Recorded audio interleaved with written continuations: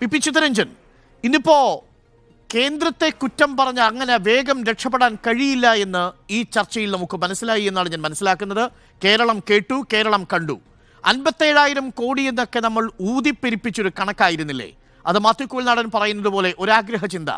നമുക്ക് യഥാർത്ഥത്തിൽ കിട്ടാനുള്ളത് പരമാവധി പിഴിഞ്ഞെടുത്താൽ 3,100 കോടി രൂപയിലധികം കിട്ടാനില്ല എന്നാണ് പ്രതിപക്ഷ നേതാവ് അടക്കം ഇന്ന് സഭയിൽ സമർത്ഥിച്ചിരിക്കുന്നത്. അപ്പോൾ ഈ 57,000 കോടി കിട്ടാനുണ്ട് എന്ന് പറഞ്ഞ് ഇനി കണ്ണിൽ പൊടിയിടാൻ കഴിയില്ല. ഇന്നത്തെ അടിയന്തര പ്രമേയത്തിന്മേലുള്ള ചർച്ച അതാണോ ബോധ്യപ്പെടുത്തിയത് പി ചിത്തരഞ്ജൻ?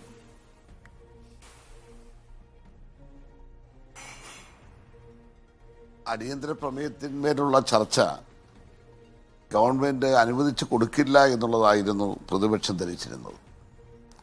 കാരണം ഒരു പുകമറ ഉണ്ടാക്കിക്കൊണ്ട് കേരളത്തിലാകെ പെൻഷൻ മുടങ്ങിയിരിക്കുന്നു, എല്ലാം തകർന്നിരിക്കുന്നു എന്ന നിലയിൽ പാർലമെന്റ് തിരഞ്ഞെടുപ്പ് വരെ മുന്നോട്ട് പോകാൻ കഴിയുമെന്നാണ് അവർ പ്രതീക്ഷിച്ചിരുന്നത്.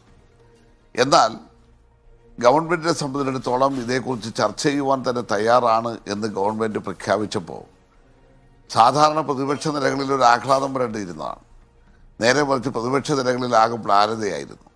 കാരണം അവരത് പ്രതീക്ഷിച്ചതല്ല. എന്ന് മാത്രമല്ല, UDF ആകെയുള്ള മറ്റു പാർട്ടികളിലുള്ളവർക്കും ഇന്ന് ഇങ്ങനൊരു ചർച്ച വേണമെന്നുള്ളൊരു അഭിപ്രായം ഇല്ലായിരുന്നു എന്നാണ് ഞാൻ മനസ്സിലാക്കുന്നത്.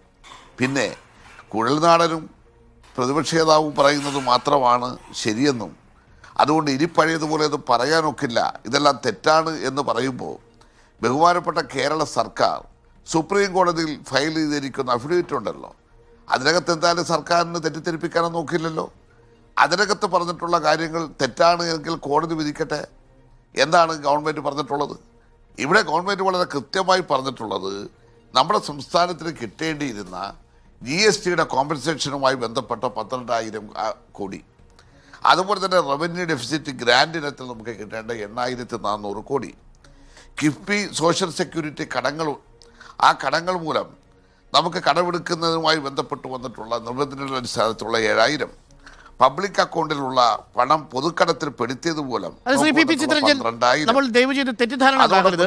കാരണം സുപ്രീം കോടതിയിൽ കൊടുത്തിരിക്കുന്ന പരാതിയിൽ ഇതൊന്നുമില്ല. കിഫ്ബിയുമായി ബന്ധപ്പെട്ടും പെൻഷൻ ഫണ്ടുമായി ബന്ധപ്പെട്ടും ഈ വായ്പാ പരിധി കൂട്ടണം എന്നതാണ് പ്രധാനമായിട്ടും സുപ്രീം കോടതിയിൽ ആവശ്യപ്പെട്ടിരിക്കുന്നത്. GST കുടിശ്ശികയെക്കുറിച്ചൊരു വാചകം സുപ്രീം കോടതിയിൽ പറഞ്ഞിട്ടില്ല എന്നാണ് ഞാൻ മനസ്സിലാക്കുന്നത്. അങ്ങനെ പറയാനും കഴിയില്ല. കാരണം GST കുടിശ്ശിക തീരും, കോമ്പൻസേഷൻ എന്നുള്ളത് ഈ 5 വർഷം കഴിയുമ്പോൾ അവസാനിക്കുമെന്നുള്ളത് സംസ്ഥാന സർക്കാരിന് അറിയാവുന്ന വിഷയമാണ്. ഇത് കഴിഞ്ഞ ധനമന്ത്രിക്കും അറിയാമായിരുന്നു, ഈ ധനമന്ത്രിക്കും അറിയാമായിരുന്നു. പിന്നെ റവന്യൂ ഡെഫിസിറ്റിൻ്റെ കാര്യത്തിലും സുപ്രീം കോടതിയിൽ കേരളം മിണ്ടിയിട്ടില്ല. അപ്പോൾ വായ്പാ കടമെടുപ്പ് പരിധി അത് മാത്രമാണ് സുപ്രീം കോടതിയിൽ പറഞ്ഞിരിക്കുന്നത്, ബാക്കിയൊന്നുമില്ല. ബാക്കി നമ്മൾ വെറുതെ തെറ്റിദ്ധരിപ്പിക്കുകയാണ് പി ചിത്തരഞ്ജൻ. അല്ലല്ല, നമ്മുടെ കേരളത്തെ സംബന്ധിച്ചിടത്തോളം തെറ്റിദ്ധരിപ്പിക്കുന്നതല്ല. കേരളത്തെ സംബന്ധിച്ചിടത്തോളം വളരെ കൃത്യമായി തന്നെ നമുക്ക് ലഭിച്ചുകൊണ്ടിരുന്നത്, നമുക്ക് നഷ്ടപ്പെടുന്നത്, അത് തരംതിരിച്ച് തന്നെ ഗവൺമെൻറ് കൃത്യമായി തന്നെ ഇത് നിയമസഭയിലടക്കം ഇപ്പോൾ സുപ്രീം കോടതിയിൽ കൊടുത്തിട്ടുള്ള കാര്യങ്ങളിൽ അതെല്ലാം വിശദീകരിച്ചിട്ടില്ലെങ്കിലും നമ്മുടെ വാദങ്ങൾ വളരെ കൃത്യമായി തന്നെ നമ്മൾ കോടതിയുടെ മുമ്പാകെ അവതരിപ്പിക്കണമെന്ന് തന്നെയാണ് നിശ്ചയിച്ചിട്ടുള്ളത്. ഈ 57,400 കോടി രൂപ കേരളത്തിന് ലഭിക്കാനുണ്ട് എന്നുള്ളത് യഥാർത്ഥത്തിലുള്ള കണക്കുകൾ മാത്രമാണ്. ഇവിടെ ആവർത്തിച്ചുകൊണ്ടിരിക്കുകയാണ്. ഇത് കേരളത്തിന് കിട്ടാനുള്ള കണക്കാണ്. നമ്മളൊന്ന് ആലോചിച്ച് നോക്കൂ, എന്താണ് കേരളത്തിന് മാത്രമായി കിട്ടാനുള്ള കണക്ക്? ഇപ്പോൾ ഈ GST കോമ്പൻസേഷന്റെ വിഷയത്തിൽ GST കോമ്പൻസേഷൻ 2022 അവസാനിക്കും, 2023 അതിൻ്റെ അവസാന ഗഡുവും അവസാനിക്കും. അത് നമുക്കറിയാമായിരുന്നില്ലേ? GST കോമ്പൻസേഷൻ കൂട്ടാൻ കേന്ദ്രത്തിന് എന്തെങ്കിലും ധാരണയുണ്ടായിരുന്നോ? ഇല്ല. നമ്മൾ മാത്രമല്ലല്ലോ, എല്ലാ സംസ്ഥാന ഗവൺമെന്റുകളും ആവശ്യപ്പെടുന്നതല്ലേ മിസ്റ്റർ അരുൺ? പക്ഷെ ആ സംസ്ഥാനങ്ങൾക്കൊന്നും കേരളം പോലെയുള്ള ധനപ്രതിസന്ധി ഇല്ലല്ലോ പി ചിത്തരഞ്ജൻ. കോൺഗ്രസ് ഭരിക്കും എന്നാര് പറഞ്ഞു? പഞ്ചാബ് അടക്കമുള്ള സംസ്ഥാനങ്ങൾ ധനപ്രതിസന്ധി ഇല്ലാതെയാണോ മുന്നോട്ട് പോയിക്കൊണ്ടിരിക്കുന്നത്? ഇന്ത്യ രാജ്യത്തെ മറ്റ് സ്റ്റേറ്റുകളിലൊന്നും ധനപ്രതിസന്ധി ഇല്ലെന്ന് ആരാ പറഞ്ഞത്? എല്ലാ സ്റ്റേറ്റുകളും ആവശ്യപ്പെടുന്നതാണ്. കർണാടക ആയാലും തമിഴ്നാടായാലും ആന്ധ്ര ആയാലും തെലങ്കാന ആയാലും എല്ലാം ആവശ്യപ്പെടുന്നതാണ് ഈ കോമ്പൻസേഷനെ സംബന്ധിച്ചിടത്തോളം. GST കേരളം മാത്രമാണ് ആവശ്യപ്പെടുന്നത്.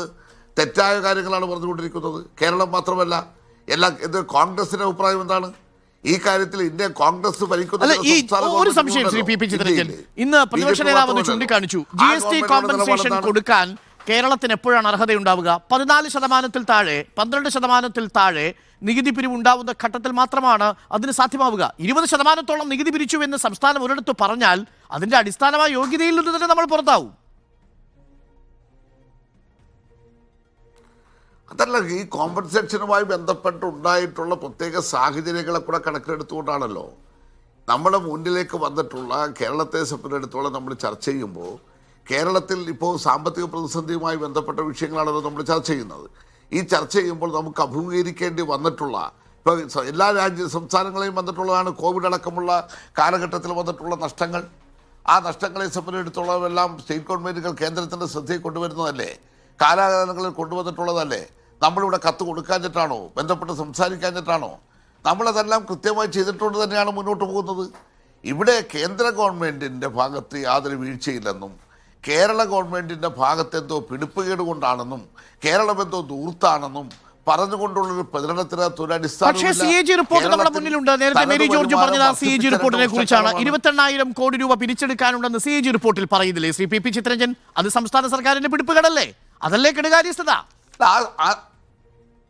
അത് എന്താണ് ആ 23,000 കോടിയെ സംബന്ധിച്ച് നമ്മൾ മനസ്സിലാക്കേണ്ടത്? ആ CAG റിപ്പോർട്ട് യഥാർത്ഥത്തിൽ നമ്മളെല്ലാം കൺട്രോളർ ഓഡിറ്റർ അംഗീകരിക്കുന്നവരാണ്, അല്ലെന്ന് നമ്മൾ പറയുന്നില്ല. പക്ഷെ വസ്തുതാപരമായിട്ടുള്ളത് തന്നെയാണോ അത്? ഏത് സാഹചര്യത്തിലാണ് ഈ കുടിശ്ശിക? ഇവിടെ സ്വർണത്തെ സംബന്ധിച്ച് പറഞ്ഞു. എന്താണ് സ്വർണവുമായി ബന്ധപ്പെട്ടുകൊണ്ടുള്ള യഥാർത്ഥത്തിലുള്ള അവസ്ഥ? അതിനകത്ത് യഥാർത്ഥത്തിൽ 5% എന്നുള്ളത് അത് വെട്ടിക്കുറച്ച് 3 പിന്നീട് 1.5%. ആരാണിത് കൈകാര്യം ചെയ്യുന്നത്? വിമാനത്താവളങ്ങളുമെല്ലാമായി ബന്ധപ്പെട്ടുകൊണ്ട് സ്വർണം വന്നിറങ്ങുന്നതിന് സംസ്ഥാന ഗവൺമെൻറ്റാണോ? സെൻട്രൽ എക്സൈസ് അല്ലേ? നമ്മൾ കണ്ടുകൊണ്ടിരിക്കുകയല്ലേ ഏതെല്ലാം സ്ഥലങ്ങളിലൂടെയാണ് അത് പോയിക്കൊണ്ടിരിക്കുന്നത്. അതിന്റെ സോഫ്റ്റ്വെയർ അടക്കം ഇതിനൊക്കെ വേണ്ടിയല്ലേ ഈ GST ഉദ്യോഗസ്ഥന്മാരെ നമ്മൾ നിയമിച്ചിരിക്കുന്നത്? എത്ര സെയിൽസ് നടക്കുന്നു? ആ സെയിൽസിൽ എത്ര റെസിപ്റ്റ് ജനറേറ്റ് ചെയ്യുന്നു? ഇതിൽ ഏതെങ്കിലും കള്ളത്തരങ്ങൾ നടക്കുന്നുണ്ടോ? റെസിപ്റ്റ് കൊടുക്കാതെ ഏതെങ്കിലും തരത്തിൽ സ്വർണം വിൽക്കുന്നുണ്ടോ? ഇതൊക്കെ അറിയാൻ GSTക്ക് സ്വന്തമായിട്ട് വിജിലൻസും ഇന്റലിജൻസും ഒക്കെ ഉണ്ടല്ലോ. ആ GST കമ്മീഷണറെ പിരിവിന് മാത്രം വിട്ടാൽ പോരെ ശ്രീ PP ചിത്തരഞ്ജൻ? പലപ്പോഴുമൊക്കെ ഈ ഇന്റലിജൻസ് കാര്യങ്ങൾ കൂടി അറിയാൻ അവരെ നിയോഗിക്കണം. ആരാ പിരിവിന് വിടുന്നത്? നിങ്ങൾ എന്തിനാണ് GST കമ്മീഷണർക്ക് മികച്ച GST കമ്മീഷണർക്ക് അവാർഡ് കൊടുത്തത്? എന്തിനാണ് GST കമ്മീഷണർക്ക് എന്തിനാണ് അവാർഡ് കൊടുക്കുന്നത്? അല്ല, അത് പിരിവിലല്ല, അദ്ദേഹത്തെ ഏൽപ്പിച്ച ഉത്തരവാദിത്തം എന്നുള്ള നിലയിൽ. എന്ത് ഉത്തരവാദിത്തം? 23,000 കോടി രൂപ പിരിച്ചെടുക്കാനുണ്ട്. അതിൽ 13,000 കോടി രൂപയും പിരിച്ചെടുക്കാനുള്ളത് GST ഇനത്തിലാണ്. അപ്പോൾ അത്രയും കുടിശ്ശിക വരുത്തിയിരിക്കുന്ന ഒരു കമ്മീഷണർക്ക് എങ്ങനെയാണ് മികച്ച പെർഫോമൻസിനുള്ള പുരസ്കാരം കൊടുക്കുന്നത്? അതിൽ ആ ഉദ്യോഗസ്ഥരാണോ ഉത്തരവാദി 23,000 കോടി പിരിച്ചെടുക്കുവാനുള്ളതിൻ്റെ? നമ്മൾ ഇരുട്ടുകൊണ്ട് വിട്ടിടക്കുന്നത് നാട്ടിൽ പറയുന്ന പോലെ അങ്ങനെ നമ്മൾ പറയരുത്. വസ്തുതാപരമായി നമ്മൾ പരിശോധിക്കണം. എന്തുകൊണ്ടാണ് സ്വർണവും അടക്കമുള്ള ഇതിനകത്ത് ഇനിയും പിരിഞ്ഞു കിട്ടുവാനുള്ള തുകയിൽ ഏതെങ്കിലും കുറവുകൊണ്ട് സംഭവിച്ചിട്ടുള്ളതാണ്? പറഞ്ഞില്ലേ പിരിവ് കുറഞ്ഞു? ഈ പറയുന്ന നികുതി വരുമാനത്തിൽ രീതിയിലുള്ള വലിയ വർധനവില്ല എന്നതാണ് പ്രതിപക്ഷത്തിന്റെ ആരോപണം. സ്വർണത്തിന്റെ കാര്യത്തിൽ 20% പോലും മൊത്തം കച്ചവടത്തിൽ നിന്ന് ഈ പറയുന്ന ടാക്സ് പിരിക്കാൻ നമ്മുടെ സർക്കാരിന് കഴിയുന്നില്ല എന്നതാണ് ഒരു വലിയ ആക്ഷേപം. 13,000 കോടി ചെറിയ കണക്കല്ല. 900 കോടി ഉണ്ടെങ്കിൽ ഒരു മാസം പെൻഷൻ കൊടുക്കാം. 3,200 കോടി രൂപ വേണം ഇനി ഈ 4 മാസത്തെ കുടിശ്ശിക പെൻഷൻ കൊടുക്കാൻ. അപ്പോഴാണ് 13,000 കോടി രൂപ ഇവിടെയുള്ള സ്വർണ്ണക്കടക്കാരന്മാരും ഇവിടെയുള്ള ജുവലറിക്കാരും ഈ സർക്കാരിന് കൊടുക്കേണ്ട GST വെട്ടിച്ചുകൊണ്ട് കച്ചവടം നടത്തുന്നത്. അല്ല, ഞാൻ പറഞ്ഞില്ലേ, ഇതിൻ്റെ അകത്ത് സംസ്ഥാന ഗവൺമെൻറ്റിനെ സംബന്ധിച്ചിടത്തോളം അതിൻ്റെ നടപടികൾ പൂർത്തീകരിച്ചുകൊണ്ട് നമ്മൾ പരമാവധി തുക പിരിച്ചെടുക്കുന്നതിന് വേണ്ടിയുള്ള എല്ലാ പ്രവർത്തനങ്ങളുമാണ് ഈ കാലയളവിൽ നടത്തിക്കൊണ്ടേയിരിക്കുന്നത്. ആ കാര്യത്തിൽ ഇത് സംസ്ഥാനം മാത്രം വിചാരിച്ചാൽ പരിഹരിക്കപ്പെടാൻ കഴിയുന്നതല്ല. ഇത് സെൻട്രൽ എക്സൈസുമായി കൂടെ ബന്ധപ്പെട്ടുകൊണ്ടുള്ള വിഷയമാണ് നിലനിൽക്കുന്നത്. മനസ്സിലാവുന്നു. പക്ഷേ എല്ലാം കേന്ദ്രത്തിന്റെ മേൽ പഴിചാരി രക്ഷപ്പെടാൻ ശ്രമിക്കുന്നതിനെയാണ് പ്രതിപക്ഷം തുറന്നു കാണിച്ചത്. എല്ലാം കേന്ദ്രം തരും എന്ന നിലയിലേക്ക് കാര്യങ്ങൾ പോകുന്നതിനെയാണ് തുറന്നു കാണിക്കുന്നത്. കാശ് പറയൂ, എവിടെയാ തുറന്നു കാണിച്ചത്?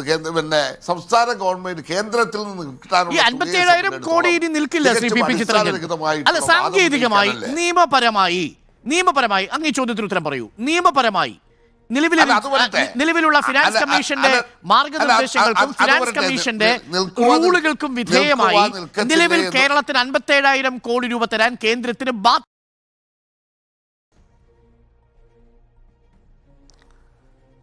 അല്ല, ഞങ്ങളെ സംബന്ധിച്ചിടത്തോളം കേരളത്തിന് ഈ തുക ലഭിക്കുവാൻ ബാധ്യതയുണ്ട് എന്നുള്ള നിലപാട് തന്നെയാണ് കേരളത്തിലെ ഗവൺമെന്റിന്. അതെങ്ങനെയാണ് അങ്ങ് വിശദീകരിക്കുക? ഫിനാൻസ് കമ്മീഷന്റെ 1.93% മാറ്റുന്നത് കേരളം കൂടി അംഗീകരിച്ചിരിക്കുന്ന ഒരു കണക്കാണ് ഫിനാൻസ് കമ്മീഷന്റെ കണക്ക്. അതിൽ 3.8 നിന്ന് കുറഞ്ഞതുകൊണ്ട് 18,000 കോടി കുറഞ്ഞു എന്നതാണ് പറയുന്നത്. പക്ഷേ ഫിനാൻസ് കമ്മീഷൻ 15ാം ഫിനാൻസ് കമ്മീഷന്റെ പണം വാങ്ങുന്ന ഘട്ടത്തിലാണ് നമ്മൾ അതിനെക്കുറിച്ചുള്ള കുറവിനെ കുറിച്ച് ചൂണ്ടിക്കാണിക്കുന്നത്. അതിനെ കമ്പയർ ചെയ്യുന്നത് 10ാം ധനകാര്യ കമ്മീഷനുമായിട്ടാണ്. അതാണ് അതിലെ കൗതുകകരമായ കാര്യം. അപ്പോൾ ഇത് കാലങ്ങളായി കുറയുമെന്നും അതിന്റെ മാനദണ്ഡങ്ങളിൽ മാറ്റം വരുമെന്നും സർക്കാരിന് അറിയാത്തതല്ലല്ലോ ശ്രീ പി ചിത്തരഞ്ജൻ. അതുകൊണ്ട് ഇനി 57,000 കോടി എന്ന് പറഞ്ഞാൽ അതിൽ നിന്ന് ചുരുങ്ങിയ പക്ഷം GST കോമ്പൻസേഷൻ മാറ്റണം, റവന്യൂ ഡെഫിസിറ്റ് മാറ്റണം. കാര്യം റവന്യൂ ഡെഫിസിറ്റ് ഗ്രാന്റിന് കേരളത്തിന് അർഹതയില്ല. ഏറ്റവും കൂടുതൽ കിട്ടിയത് കേരളത്തിനാണെന്ന് മാത്യു കുഴൽനാടൻ പറയുന്നു. കണക്കുകളും നമ്മുടെ മുന്നിലുണ്ട് അല്ലേ? അല്ല, ഞങ്ങൾ ചൂണ്ടിക്കാണിക്കുന്ന എന്താണ് അരുണെ, ഞങ്ങൾ ചൂണ്ടിക്കാണിക്കുന്ന എന്താണ്, കേരളം മാത്രമല്ല എല്ലാ സ്റ്റേറ്റുകളും ആവശ്യപ്പെടുന്നതാണ് ഈ GSTയുമായി ബന്ധപ്പെട്ടുകൊണ്ടുള്ള നമുക്ക് നഷ്ടപരിഹാരം ലഭിക്കുക എന്നുള്ള നമ്മുടെ ആവശ്യം. ഈ ആവശ്യം നമ്മൾ മുന്നോട്ട് വെക്കുമ്പോൾ കേന്ദ്ര ഗവൺമെൻറ്റിനെ സംബന്ധിച്ചിടത്തോളം ഇവിടെ നമ്മുടെ സംസ്ഥാനത്ത് ഈ നികുതി ഇനത്തിൽ കേരളത്തിലെ ജനങ്ങളിൽ നിന്ന് വാങ്ങുന്ന കേന്ദ്ര നികുതിയിൽ എത്ര നമുക്ക് കിട്ടുന്നു, മറ്റ് സംസ്ഥാനങ്ങൾക്ക് എത്ര കൊടുക്കുന്നു, നിങ്ങൾ അതുകൂടെ ഒന്ന് പരിശോധിക്കണം.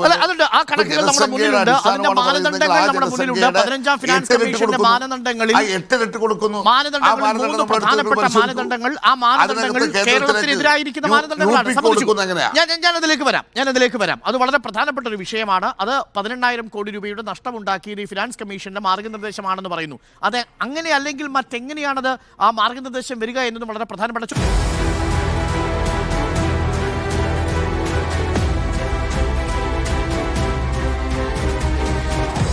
Debate with Arun Kumar.